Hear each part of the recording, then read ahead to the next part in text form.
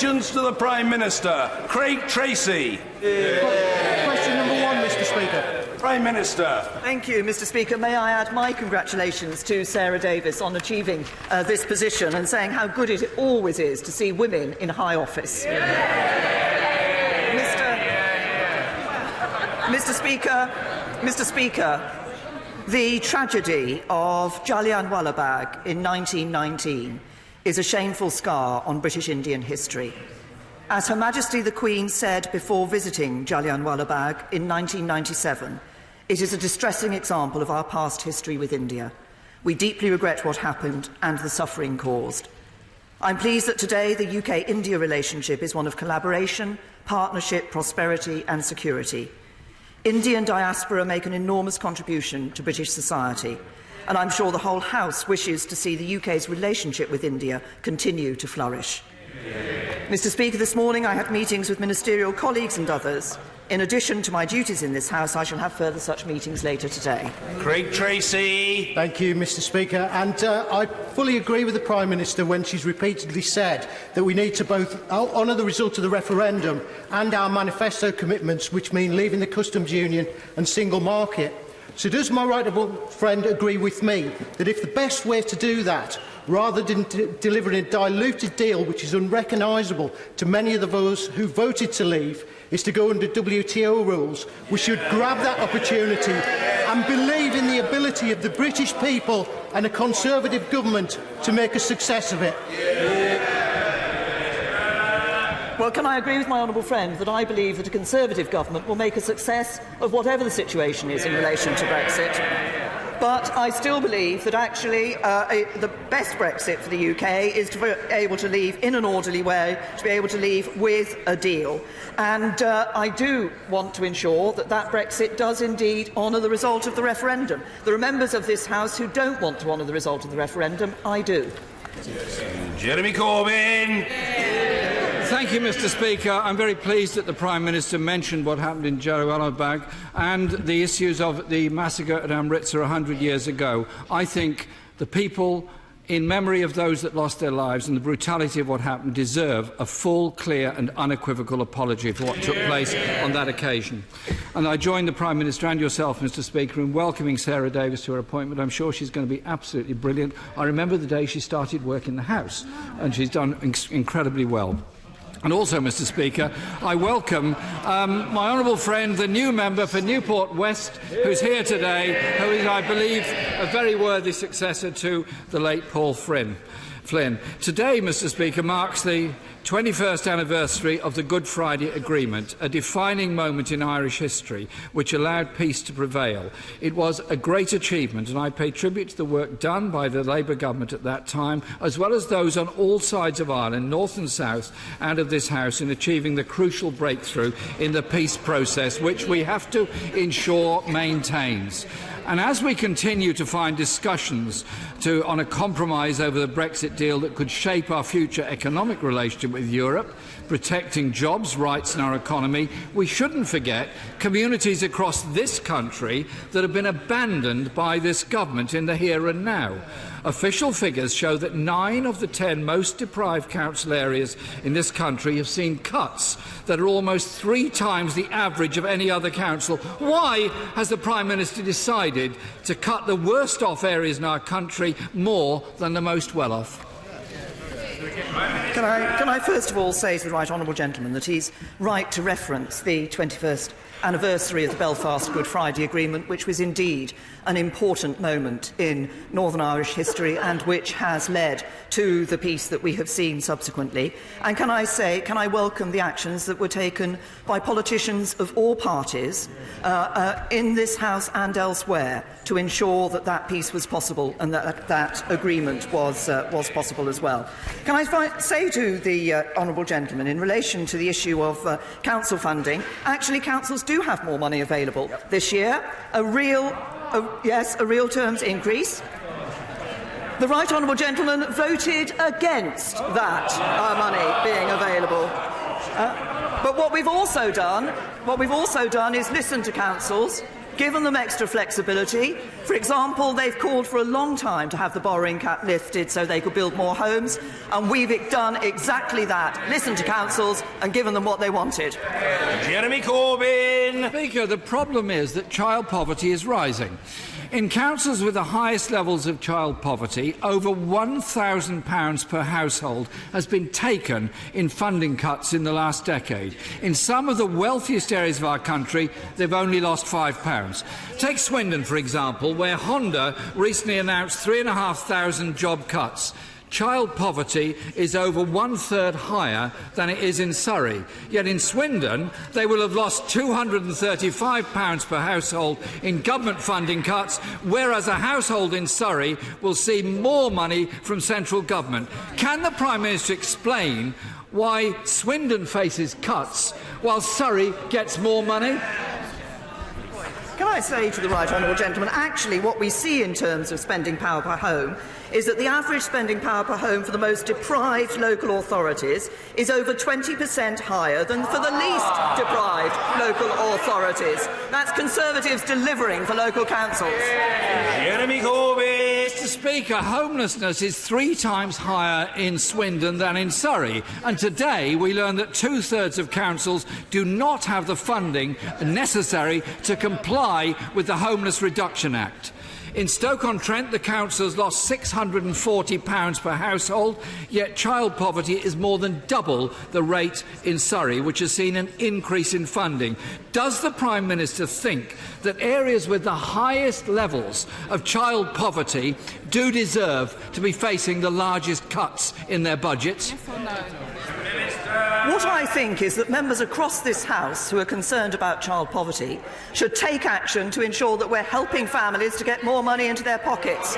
It is this government that's frozen fuel duty. It's this government that's introduced the national living wage. It's this government that's given lower paid workers the highest increase. And it's this government that on Saturday saw 32 million households see a tax cut.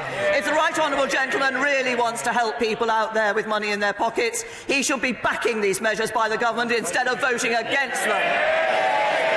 Jeremy Corbyn. The reality is that under this government 500,000 more children have gone into relative poverty, and in Stoke-on-Trent alone 4,000 food bank parcels were handed out to children last year. And if it wasn't bad enough, it's about to get rather worse. Tory proposals on the new funding formula for councils will make poorer areas even poorer. They're removing the word deprivation from the funding criteria. In a phrase that George Orwell would have been very proud of, they've called this the fairer funding formula. Areas like Stoke will lose out even more. Can the Prime Minister explain why she wants to give less funding to the most deprived parts of our country? No, that's not what we're doing. What we are doing is ensuring that we have a fairer funding formula across local authorities, but we're also ensuring that we're putting more money and making more money available for local authorities, for those local authorities to spend. But let's just see what we see from council after council up and down the country. If people want to ensure they have good local services and are paying less in council tax, that's what they see under Conservative councils. There's a clear message. If you want to pay less council tax and have good local services, vote Conservative. Jeremy Corbyn. Mr. Speaker, unfortunately for the Prime Minister, the truth is when Labour controls local councils, households pay on average £350 less than those living in Tory areas. The average council tax per dwelling in Labour council areas is £1,169 compared to £1,520 in Tory council areas. The Society of Local Authority Chief Executives called the fair funding formula decision perverse. And even before this new formula kicks in, councils are losing out now. A Conservative council leader said earlier this year, we are really short of money. I mean, there is no money for him to run his services. What does the Prime Minister say to local authorities struggling to make ends meet while her government continues to underfund the vital services that they deliver?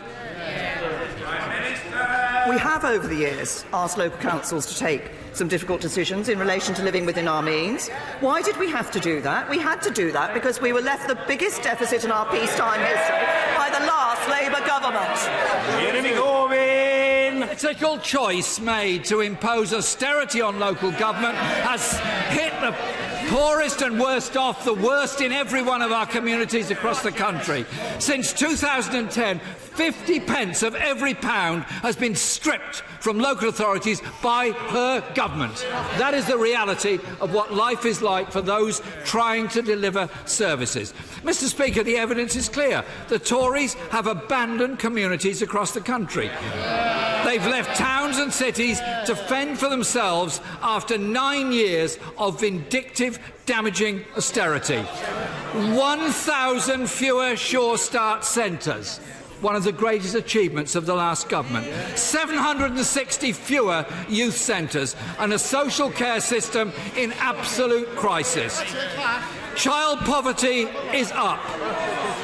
Violent crime is up, and homelessness and rough sleeping is also up. This government, Mr. Speaker, stands for tax cuts for the richest and swinging cuts for the rest.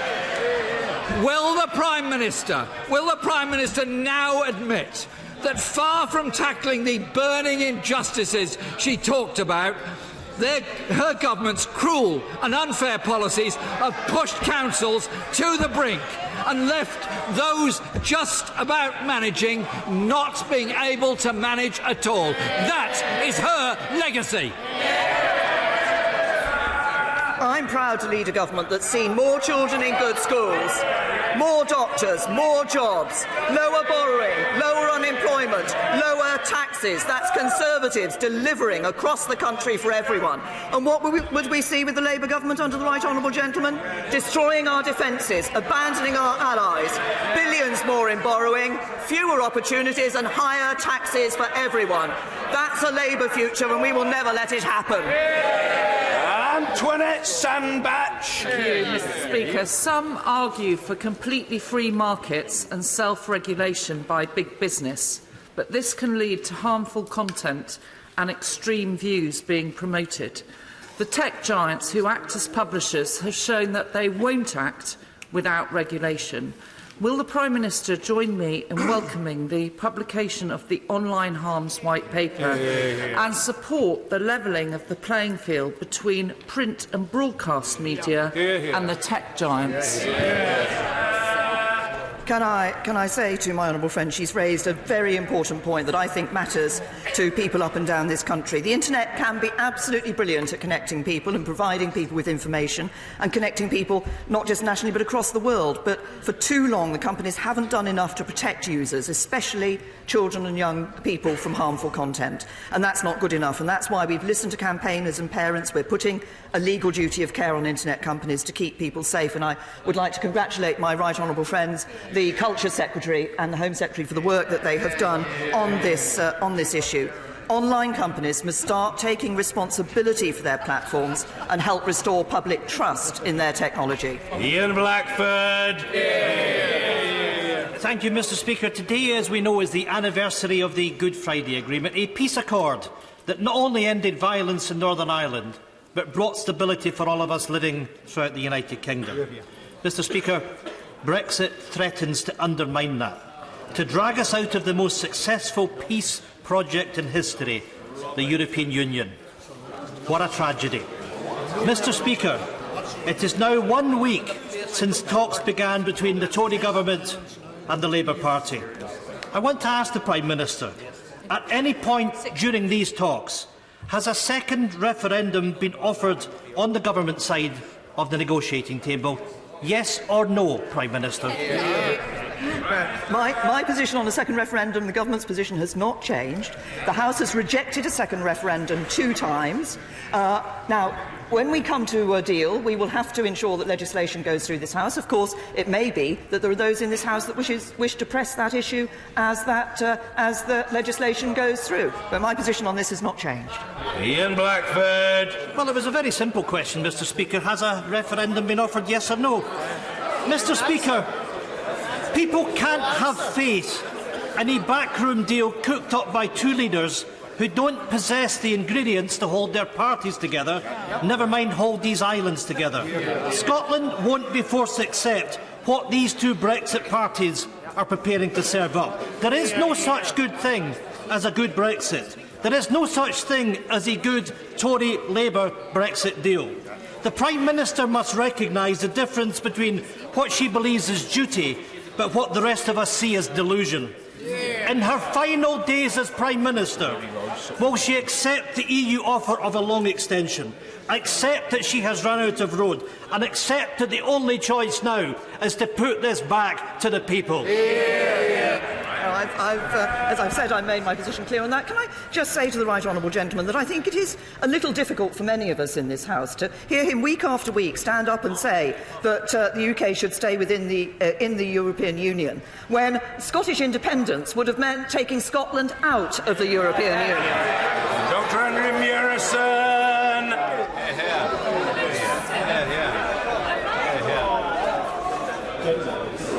Order.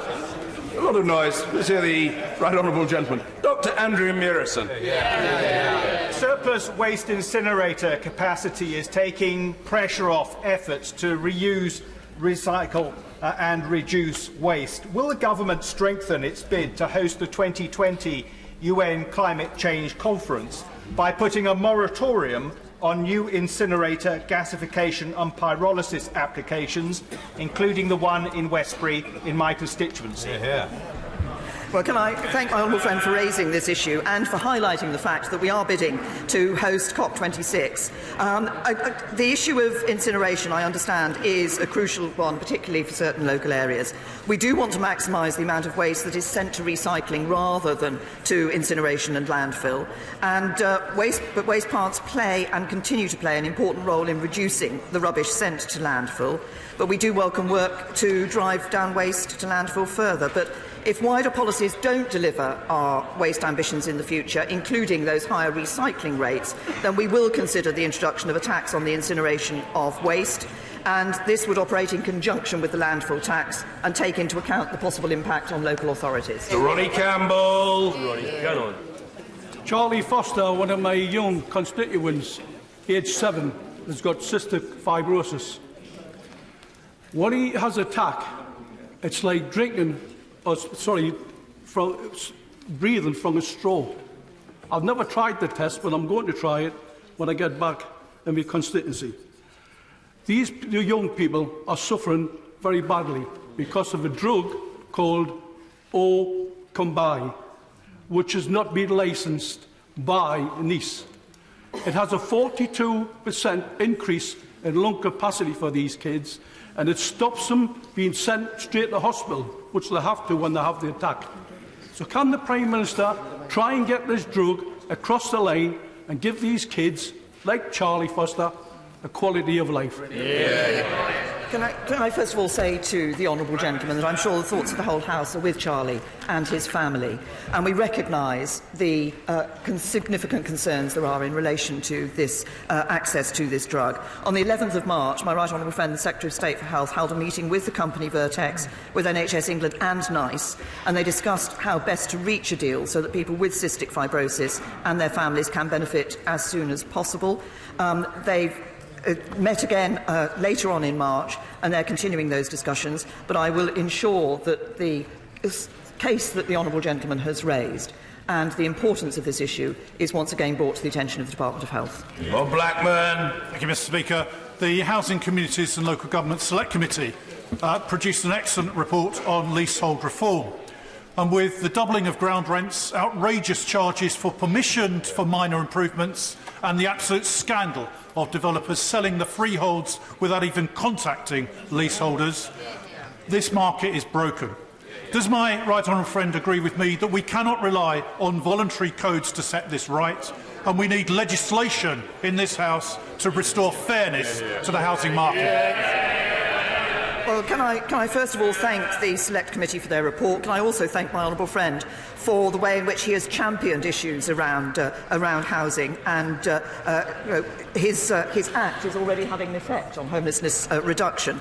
We've already committed to legislate to reduce ground rent on future leases to a peppercorn. For current leaseholders, we have been working with the industry to get existing leases with onerous ground rent terms changed to a better deal. Leaseholders of flats do have a right of first refusal when their freeholder is planning to sell the property.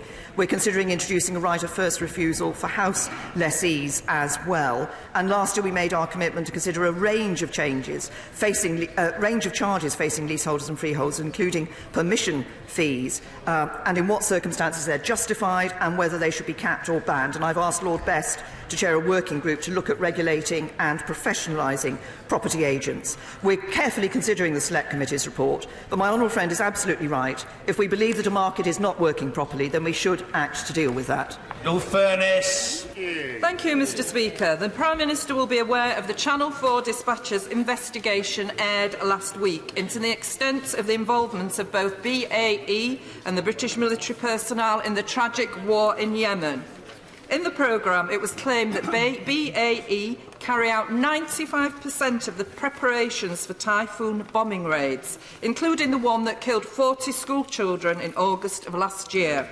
Will the government act now to review arms export licences to Saudi Arabia and the British complicity in these bombings? Can I say to the honourable lady that we have one of the toughest regimes in relation to the export of arms across the world. She references the situation in Yemen. That we're very clear that that cannot go on. It's 4 years since the beginning of this devastating conflict, and there needs to be a political settlement. And we are working with and backing work that is being done by the UN Special Envoy Martin Griffiths. The parties have made significant progress towards an agreement to implement Phase 1 of the redeployment of forces from Hodeida, and we're urging all parties to honour the agreements that were made in Stockholm. Our total bilateral commitment to Yemen since the start of the conflict now stands at £717 million.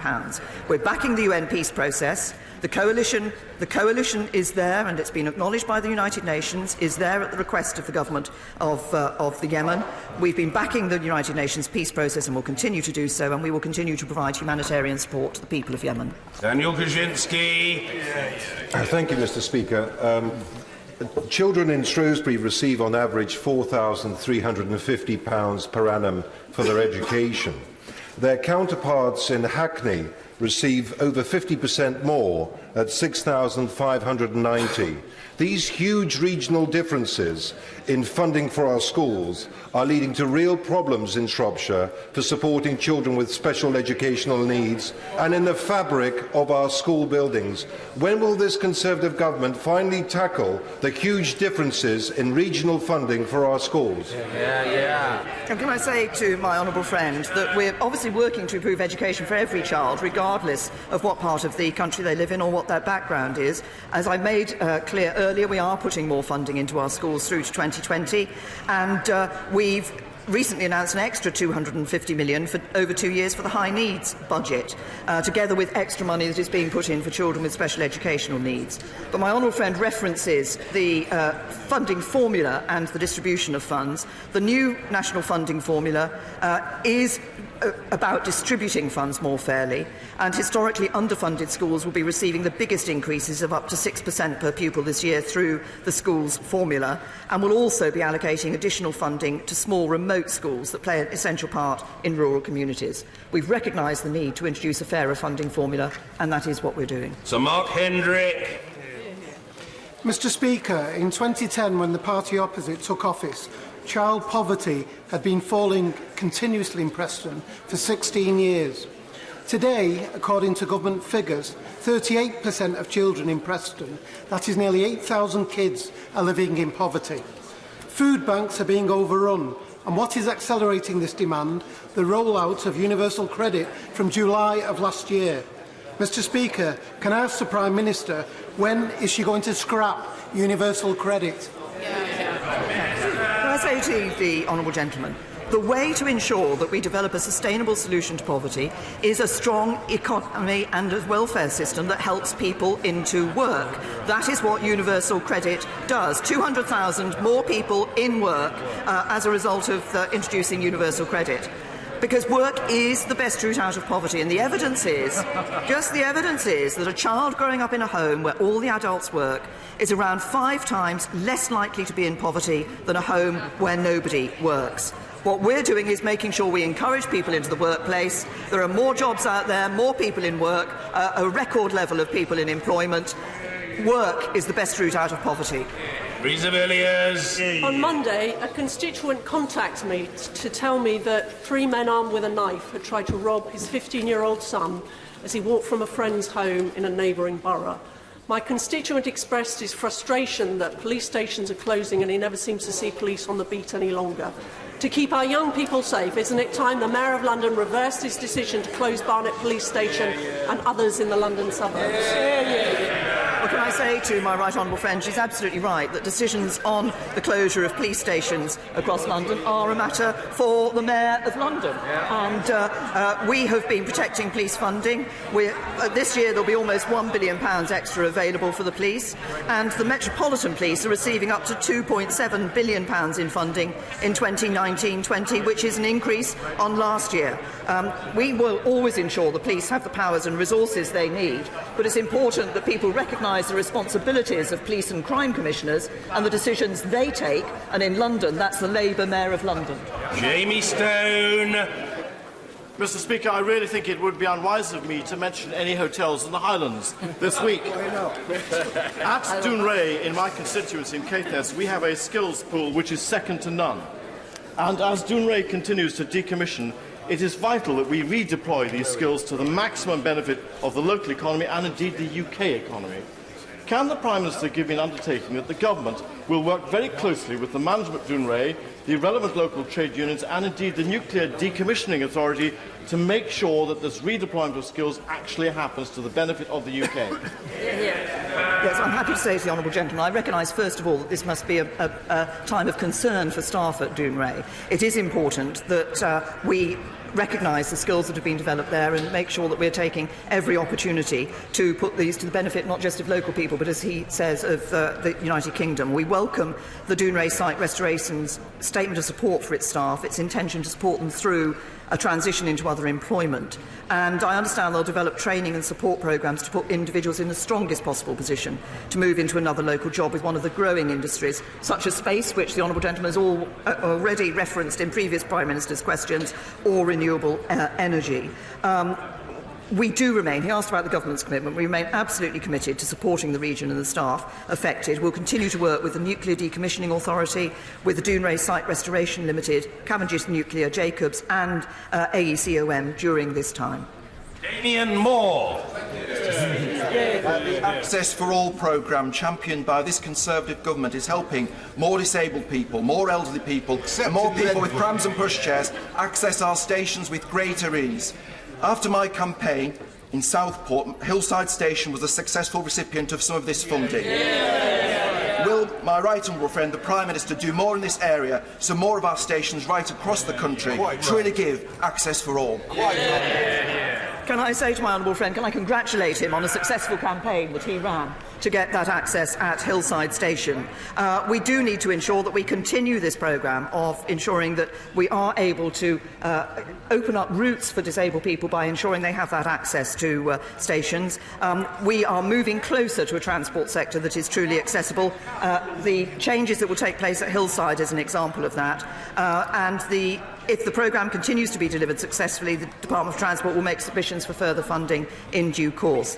But it is absolutely clear that we are providing those extra opportunities for disabled people. I'm pleased to say that I think it's 900,000 more disabled people now in the workplace. Access is important for them, and the campaign that my honourable friend and others of my honourable and right honourable friends have run to get access to their stations has been an important part of that. In wishing the honourable gentleman a happy birthday, I call Luke Pollard. Thank you, Mr. Speaker. As you may know, there are 53 Mondays this year. where rent is due for people who pay their rent on a weekly basis, but there are only 52 universal credit payments this year. The DWP have acknowledged that this is a problem they are awaiting government action on. Could the Prime Minister confirm that she recognises this problem and will act to ensure that people don't need to find an extra week's rent or go into debt because of this entirely predictable universal credit fault?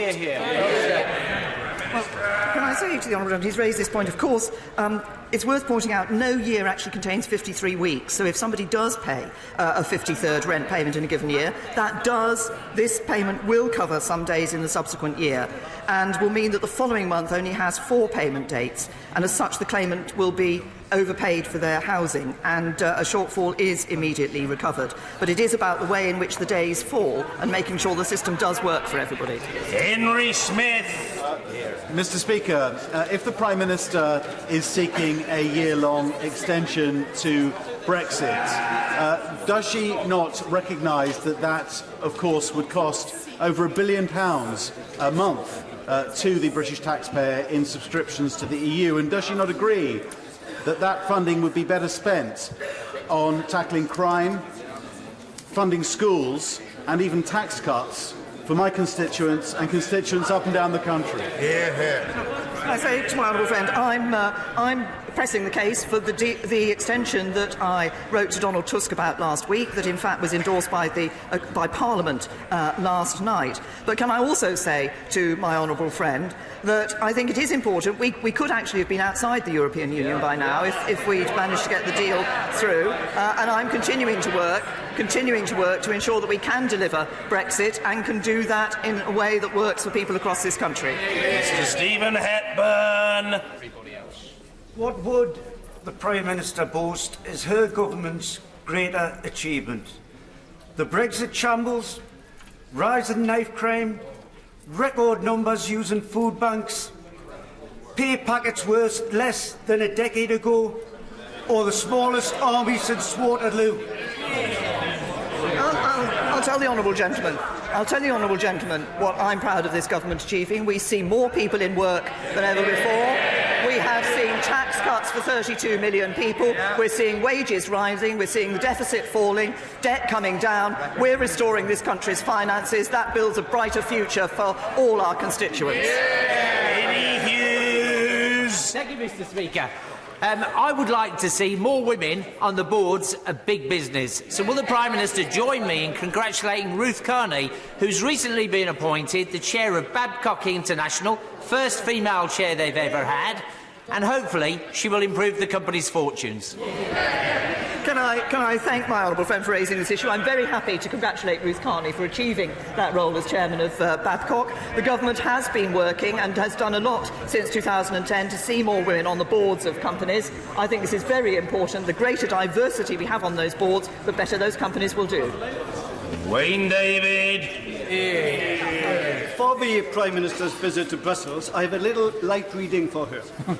It's a graph of police funding from the government in Gwent. It shows very clearly, that police funding is going down, not up. So will she study this carefully and come back to this House and give an accurate statement about what is really happening to the police funding in this country? Can I say to the honourable gentleman that we have been protecting police funding since 2015. We have made this financial year, nearly £1 billion extra is available to police, and we have indeed put extra money into police. My right honourable friend, the Home Secretary, announced the £100 million extra that is going into key areas in relation to dealing with knife crime, and we've been protecting police funding since 2015. Shailesh Bara. Thank you, Mr Speaker. The Prime Minister earlier made reference to the British Indian diaspora.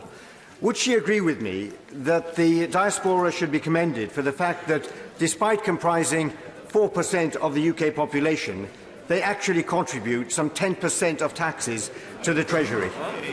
Can I say to my right honourable friend, I'm very happy to welcome their contribution that the Indian diaspora are making to our country. He's referenced the economic contribution they're making through their taxes. Of course, many of them are running businesses that are employing people up and down the country and successfully doing that. Many of them are successfully exporting from this country and supporting our economy, but they also play a very important role in our society, and I'm very happy to welcome that and to congratulate them on it.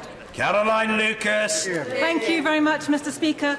This Friday, young people across the UK will again be calling for more urgent action on the climate emergency. So far, every party leader except the Prime Minister has agreed to meet members of this extraordinary uprising. Following a speech at Davos and a meeting with Pope Francis, 16-year-old Greta Thunberg from Sweden, who sparked this global uprising, will visit Parliament on the 23rd of April. So my question is very simple. Will the Prime Minister agree to meet Greta and hear direct from the young people when she's here? Can I say to the Honourable Lady, she says, will I hear direct from young people about the issues that they're concerned about in relation to the environment and climate change? I do that, and this gives me an opportunity to congratulate a school in my own constituency, St Mary's Catholic Primary School, that has won 5 Green Flag Awards in the last 10 years, that last year won the first ever National Green Heart Hero Award. And I can assure the Honourable Lady that I hear young people often tell about the importance of climate change. This government has a fine record on climate change. One day, the Honourable Lady will actually stand up in this House and welcome the efforts this government has made on climate change. Thank you very much, Mr. Speaker. Will my right honourable friend confirm again that it is still this government's firm commitment to leave the common fisheries policy and to be negotiating as an independent coastal state no later than December 2020? Well, first of all, can I thank my honourable friend? He has been consistent in his campaigning on this issue, and I know it's of great importance to his constituents, and we remain committed to establishing fairer fishing policies that truly work for coastal communities. The deal we've agreed with the European Union would see the UK leave the common fisheries policy, providing the UK with full control of its waters as an independent coastal state. We remain committed to coming out of the common fisheries policy. Drew Hendry.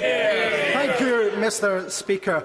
The Department of Work and Pensions ministerial responses to written questions have stated, and I quote, "Universal credit should not leave councils out of pocket." Yet, despite Highland Council providing evidence to show costs of £2.5 million, including £640,000 of additional administration costs, they still have no offer from our government. Mr. Speaker, they're doing a runner, and every household in the Highlands is bearing the costs of universal credit. Isn't it time her government paid their bill? Can I say to the honourable gentleman, I refer him to the answers I gave earlier in relation to universal credit and the importance of this system, which is actually encouraging people into work. 200,000 more people in work under universal credit, 700,000 people getting money that they were entitled to that they weren't receiving before. Universal credit is helping people into work and making sure work pays. Neil O'Brien. Thank you, Mr. Speaker. My constituents, Mark and Panna Wilson, have a little son, Ardy, who has the terrible condition spinal muscular atrophy. He desperately needs the life-changing drug Spinraza, which is available in many other countries. I know the Health Secretary is working on this urgently, and the Prime Minister intervened to create a new route to market for this important drug so that my constituents can get the life-saving treatment that they need.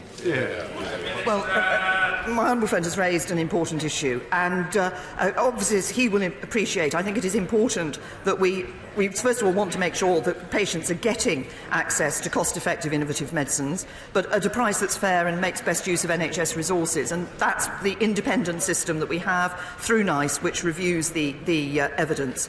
I understand that Biogen has submitted a revised submission to NICE in relation to Spinraza, and a meeting of NICE's Independent Appraisal Committee took place early in March to consider those recommendations. I think it is clear that everybody at the DHSC and in NICE recognises the significance of this drug, but we do need to ensure that the decision which is taken on the basis of clinical aspects together with cost effectiveness, and that's what NICE will be doing in looking at this new offer. Richard Burden. Melrose Industries took over GKN last year. They promised ministers that they would back British manufacturing and they would not reduce the company's defence capacity without the permission of the government. last week, GKN announced that they intend to close the Kings Norton plant, which makes windscreens for both military and civilian aircraft. So will the Prime Minister tell GKN that it expects the company to abide by both the spirit and the letter of the undertakings that Melrose gave last year? Can I say to the honourable gentleman, I wasn't aware of the particular issue that he had raised. If I may, I will look into that and I will respond to him in writing. Thank you. Order.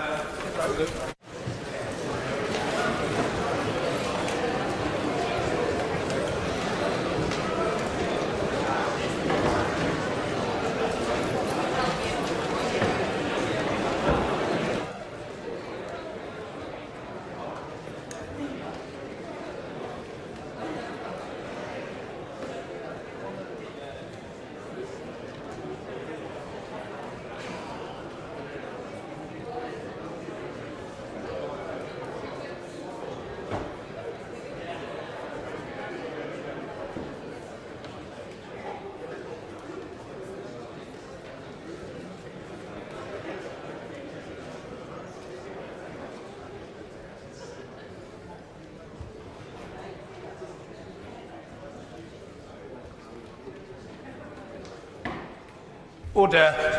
Urgent question. Alistair Carmichael. Thank you, Mr Speaker. To ask the Secretary of State for Foreign and Commonwealth Affairs if he will make a statement on the conviction of pro-democracy activists in Hong Kong. Well done. Minister of State Mark Field. Oh, we're very accustomed to seeing the right honourable gentleman at the box recently. He's well and truly earning his keep. Well, thank you. It's either here, the Middle East.